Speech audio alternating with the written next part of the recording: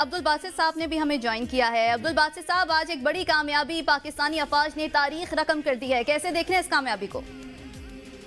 جی ہاں بالکل، پاکستان کے پاس بھلے ہی کنونشن کوانٹیٹیولی ہمارے پاس چیزیں کم ہوں، لیکن آج جس طریقے سے پاکستان نے جو بھارت کی جارحیت ہے اس کا جواب وہ توڑ جواب دیا ہے، وہ صرف میں سمجھتا ہوں کہ پاکستان ہی کا خاصہ ہے۔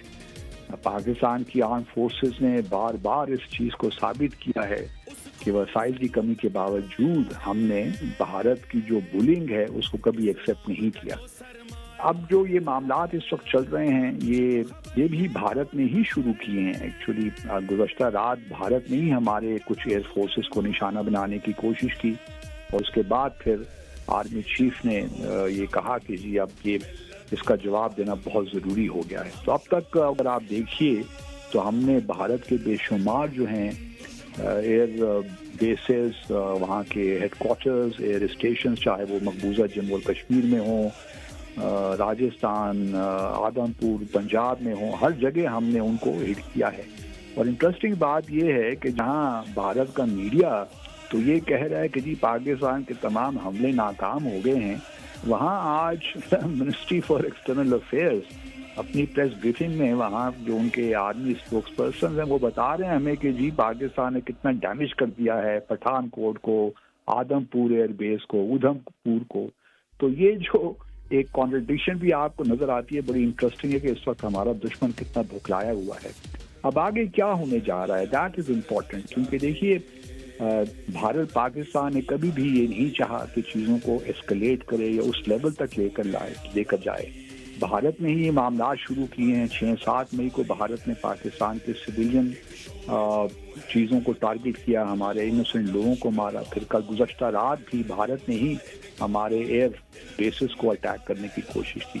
تو دونوں دفعے بھارت ہی کی جانب سے ہمیں یہ جارحیت ملی۔ اب ہم نے اس کو ریسپونڈ کرنا ہے۔ ایک تو ہم ملیٹریلی اس کو ریسپونڈ کر رہے ہیں۔ آئی ایم ویری گلیڈ کہ ہمارے فارن منسٹر بھی اس وقت ان ٹچ ہیں۔ مارکو روبیو کا بھی ہمیں فون آیا کہ اب ڈی ایسکلیٹ کریں۔ اب ڈی ایسکلیٹ اس طرح تو نہیں ہو سکتا کہ بھارت جارحیت کرے اور اب ہم ڈی ایسکلیٹ کریں۔ میرے خیال میں اس کے کچھ تقاضے ہونے چاہیے، اور میں امید کرتا ہوں کہ ہماری جو گورنمنٹ ہے، کیونکہ رپورٹس یہ بھی ہیں کہ ہم نے ایک بھارتی جو انڈین پائلٹ ہے اس کو بھی گرفتار کیا ہوا ہے۔ تو یہ ابھینندن والا معاملہ اب نہیں ہونا چاہیے، کیونکہ انڈس واٹر ٹریٹی کو بھارت نے ابینس میں رکھا ہوا ہے۔ اسی طرح اور بھی بہت سے معاملات ہیں جس میں ہماری سفارتکاری جو ہے ساتھ ساتھ چلنی چاہیے تاکہ بھارت کی جارحیت کو ہم مکمل طور پہ ختم کر سکیں۔ اور جو ہمارا ڈیٹرنس ہے اس کی تو الحمدللہ ہم نے کریڈیبلٹی کو ریسٹور کر ہی لیا ہے۔ اب بھارت کو دوبارہ کبھی یہ جرأت نہیں ہوگی کہ وہ پاکستان پہ جس نے اس نے پہلے حملے کیے وہ حملے کریں گے۔ ایک اور بڑی انٹرسٹنگ بات یہ ہے کہ میں ساؤتھ ایشیا مختلف ممالک کے میڈیا پرنٹ وغیرہ دیکھ رہا ہوں، ان کے چینلز وغیرہ، وہاں بھی ایک خوشی کی لہر سی ہے کہ پاکستان جس طریقے سے ریسپونڈ کر رہا ہے اگینسٹ ساؤتھ ایشین بلی، کیونکہ بھارت اگر آپ دیکھیں تمام اس کے ہمسایہ ممالک کے ساتھ جو تعلقات کی نوعیت ہے وہ بہت ہی ایسی ہے کہ بھارت ہمیشہ بلی کرتا ہے اپنے ہمسایوں کو۔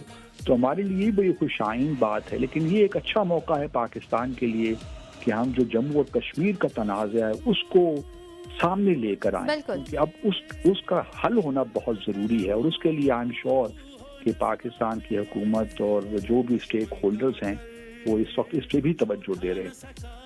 اچھا، عبد الباسط سمیع روم میں موجود ہے۔ جی بات صاحب، تھینک یو ویری مچ، بڑی آپ نے زبردست انپٹ دی ہے۔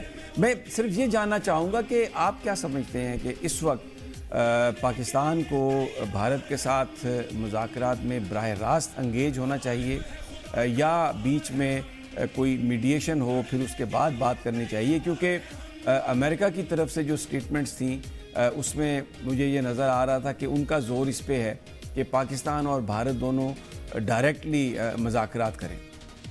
دیکھیے ڈائریکٹلی مذاکرات تو اب ہو نہیں سکتے، میڈیشن ہی ہوگی، اور ایک دفعہ میڈیشن کی جو ایک لحاظ سے دونوں ممالک کے ٹرم، کیونکہ دیکھیے اس وقت ہمارے پاس کوئی فریم ورک نہیں رہا۔ جو آخری فریم ورک مذاکرات کا تھا 2015 9 دسمبر 2015 کا، وہ تو اب ختم ہو گیا۔ اب نئی ریالٹیز آ گئی ہیں۔ 5 اگست 2019 کے بعد نئی گراؤنڈ ریئلٹیز ہمارے سامنے ہیں.